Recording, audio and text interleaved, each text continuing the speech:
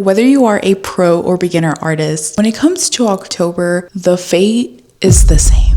Making art every single day for an entire month is really hard. If you are an artist or a creative of any type, you have probably heard of Inktober, which was originally started by illustrator Jake Parker, and since then it has morphed into its own thing. Artists have started making their own prompts. Fun fact, I actually tried to do Peachtober a few years ago and I hated everything that I made. But this year, things are different. A, I have improved in my art skills, my art making muscle, aka my hand. B, I'm making my own prompt list. And C, I am not shaming myself if I give up. Call it exposure therapy, if you will, for my perfectionism low mindset.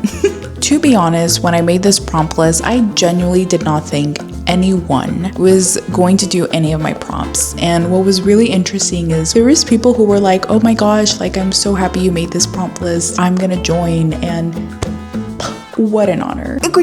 You know, when you just feel honor aggression. It's like cute aggression, but you feel so freaking honored that you're just like, my brain should be studied, honestly. So this is my journey through Ortubre, which was a combination of my last name, Ortiz, and October in Spanish, Octubre. And that's how we landed on Ortubre. We gotta work with what we got. Week 1 was already really tough because I didn't really do a lot before October. I basically was kind of doing all of the art in real time. I had done some loose sketches beforehand, but I didn't know what materials I wanted to use. Originally, I wanted the art to be done traditionally, but it was an epic fail. I mean, the elote prompt alone, I did 3 illustrations before I finally decided to just stick to the digital pieces. I also wanted the pieces to be simple, but if you know me, your girl likes texture in her work. I'm a texture girly, okay? My work doesn't feel complete until we put in the texture. So this was a challenge on its own. The next day for the piñata prompt, I thought to myself, maybe, just maybe, I can paint this. And it was a fail. So after slap number 2, I just decided to shove down my pride and work on the piece digitally. The thing is, I love working traditionally, but when you're on a time crunch on finishing a piece in a day, it can leave you feeling a bit defeated. And this is where I had to take off my coat of pride and think of these pieces as little morsels, little seeds, sketches. We can always flush them out later. The cajeta prompt and the papel picado prompt were okay. To be honest, I don't really like how they turned out. But we're trying to get rid of that perfectionism mindset. We are letting go of perfectionism and control. We are trying to be chill. So after that short week, for week 1, I did the first 4 prompts. The elote, the cajeta, the papel picado, and the piñata. And spoiler alert, it kind of goes a little bit down from here. For week 2, I basically did none of the prompts until I realized that I did none of the prompts, and then I basically rushed one weekend morning to try to do some of the prompts. But I will say what was very interesting about week 2 is that I realized that I was really inspired by the piñata prompt. And since I'm kind of also gonna be starting a little mini series soon where I want to make some portfolio pieces and I want to take you guys on the journey, and so I decided I can expand on this. Prompt is really influenced by my childhood memories. If there is one thing that my parents always made magical, it was my birthdays. I would always be out there hitting a piñata in the evening when you have family and friends around. That's kind of what I wanted to bring into the piece. So this is as far as we got through week 2. Outfit change. Also, you might be able to hear my roommate in the background. So 2 friends for 1. So for week 3, I actually did do the churro prompt, which was aided by the fact that I already had a sketch on my iPad. If there's anything you need to know about me is that I have a graveyard of sketches on my iPad. Like, seriously.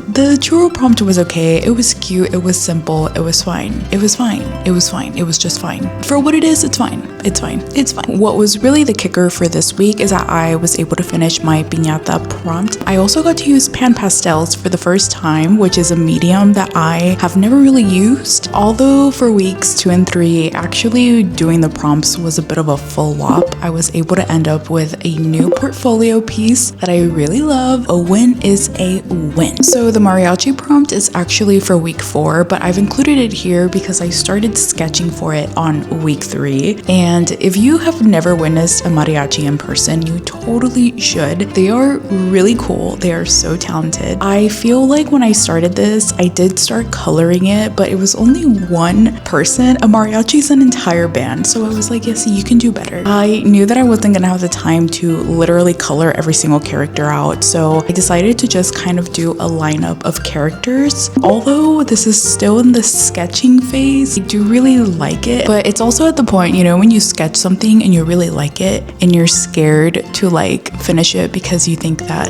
it could turn ugly. That's where I'm at.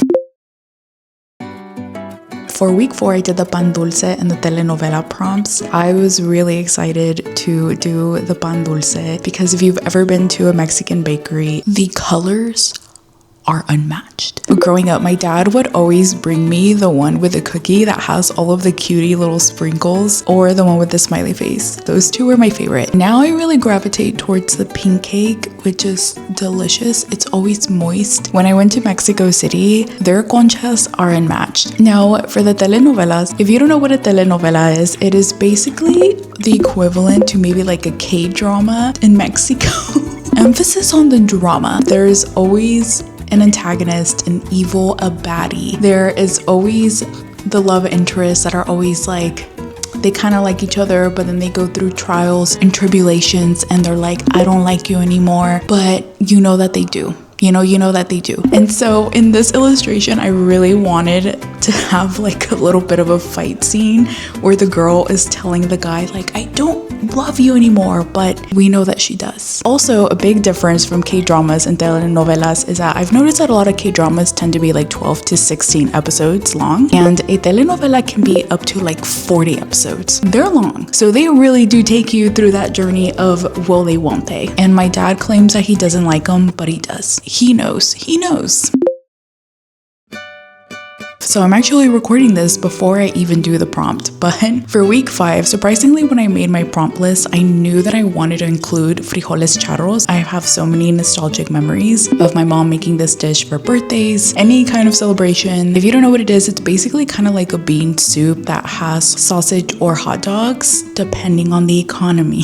It always has little bits of bacon and the main ingredient, the jalapenos. It's so good. It's like a hearty meal. It's delicious. And with that, that is everything that I did for Octubre. Making art every single day for an entire month is really difficult. And if you're someone who actually completed an October challenge, proud of you. Here are all of the illustrations I ended up doing for Octubre. Some of the prompts really kind of led me into exploring more detailed illustrations. It's a fun challenge. It can be truly whatever you want it to be. And I wanted to end this video with some of my favorite art pieces from artists who participated in my Ortubre art challenge. I am really thankful.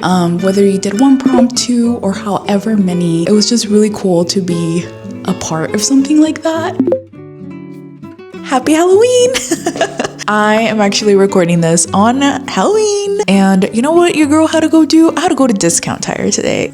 Not sponsored by Discount Tire. I just wanted to come out here on the outro and say thank you so much for watching this video. If you would give me a like, maybe a subscribe. I am currently trying to grow on the YouTube, so I've been trying to post my little shorts, and I'm hoping to get back into a normal schedule of posting once a month. I hope this video was encouraging, that even as someone who made her own prompt list and was hosting it, didn't necessarily finish it, and that's just how that cookie crumbled.